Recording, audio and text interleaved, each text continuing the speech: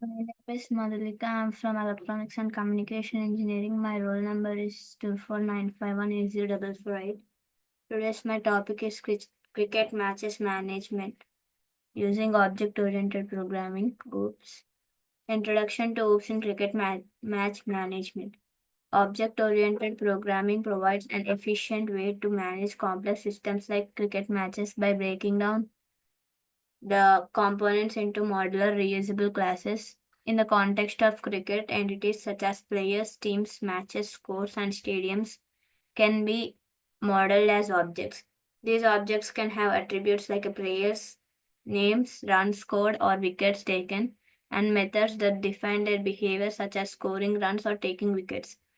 By using OOP, we ensure that the cricket match management system is scalable, maintainable, and easy to extend. For example, adding few features like player ranking or different types of match formats becomes straightforward when we follow OOP principle like inheritance and encapsulation.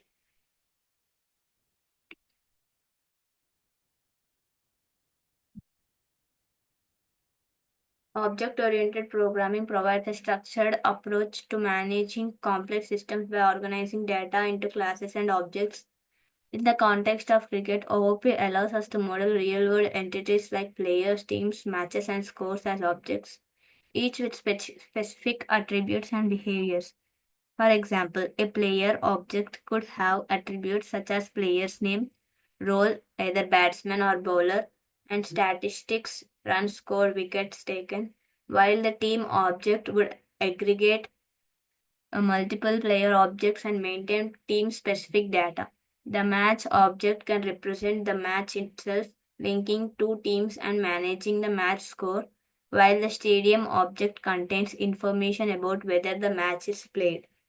This clear separation of concerns makes the system more intuitive to design and maintain. By using OOP, that is object oriented programming principles like encapsulation, inheritance, and polymorphism, the system becomes modular and scalable. Encapsulation ensures that each object's internal data is protected and users can interact with the object through well defined methods.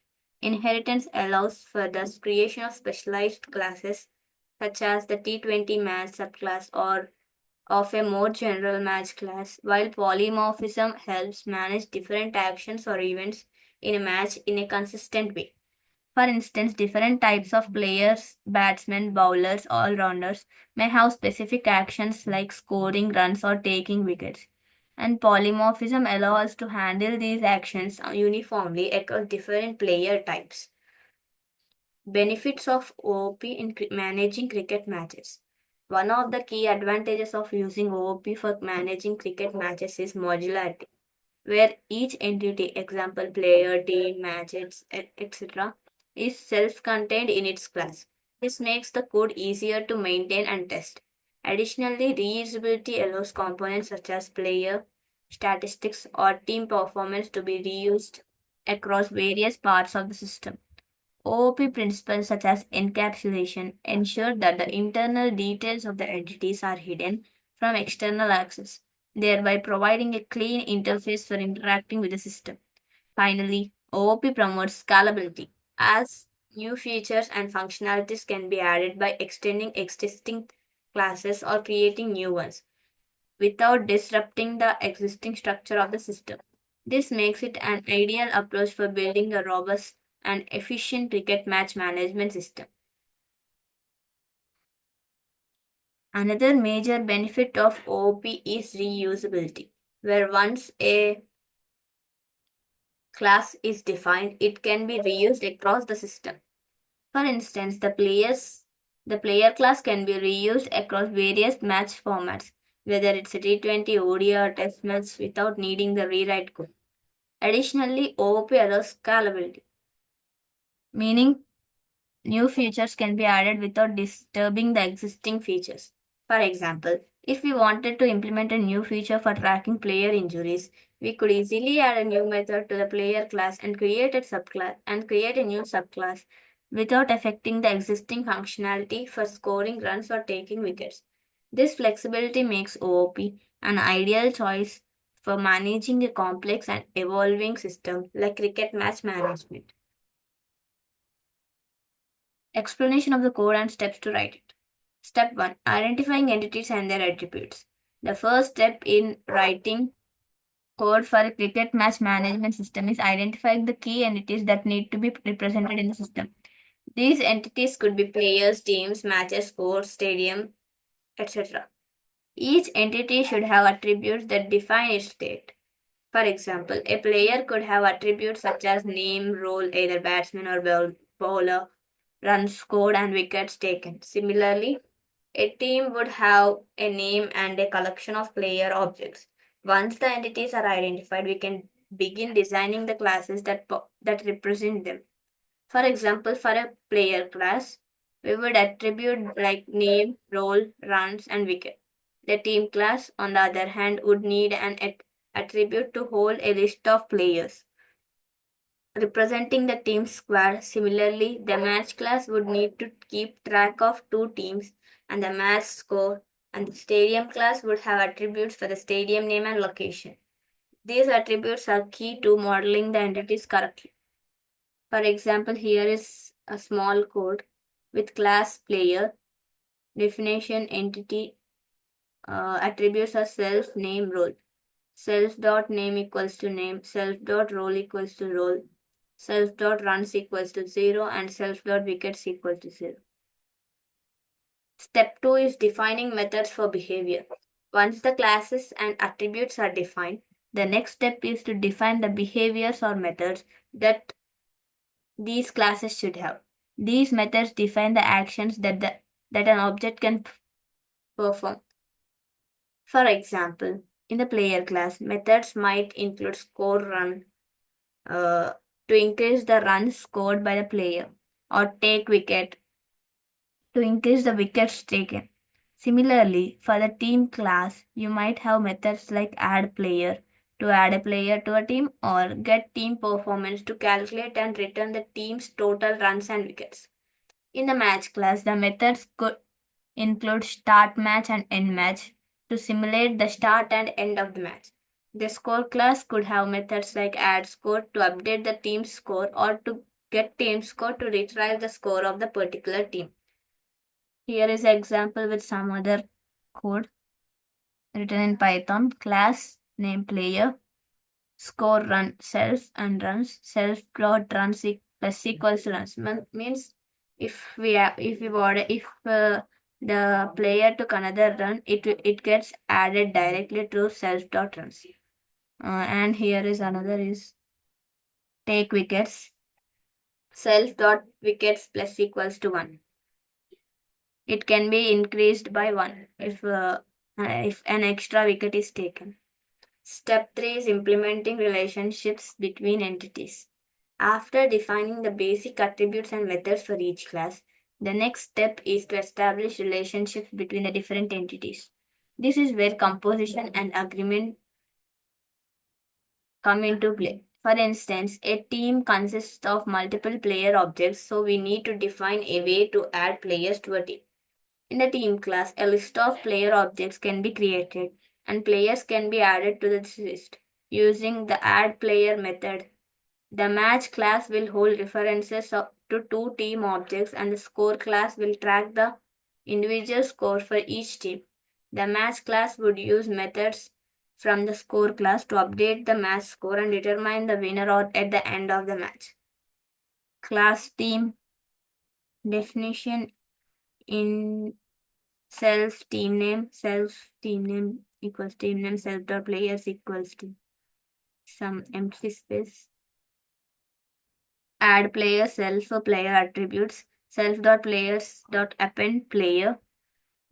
Step 4 is creating and using instances of the classes. Once the classes are defined and the relationships are established, the next step is to create instances of these classes. You start by creating player objects, then add those players to team objects. After creating teams, a match object is instantiated, representing the match between the two teams. For example, you might first create player objects for individual players and then create a team object for each team. After forming the teams, a match object is used is created which holds the two teams and manages the match flow.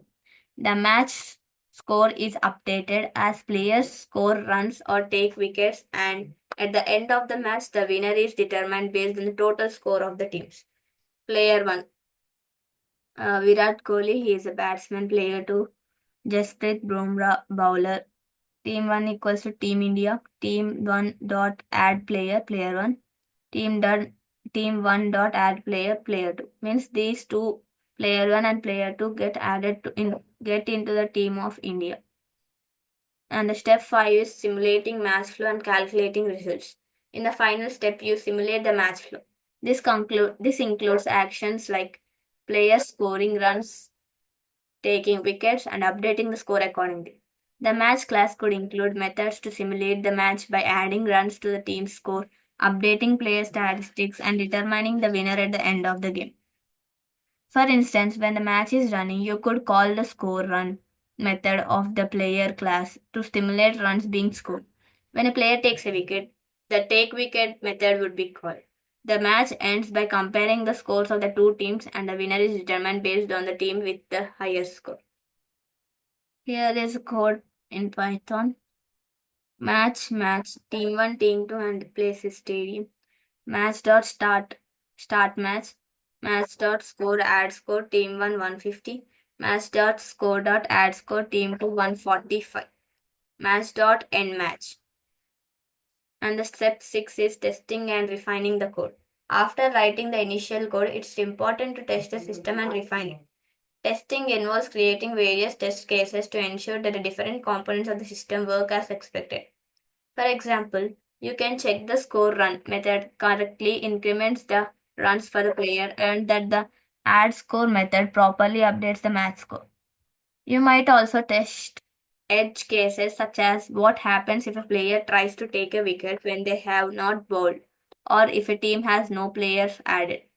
Refining the code might involve adding new features like handling player injuries or adding more detailed match statistics, ensuring the system can scale and handle new functionalities.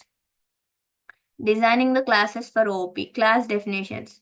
Player represents player in a cricket match. Team represents a team. Match represents a cricket match between two teams. Score tracks the score of the match.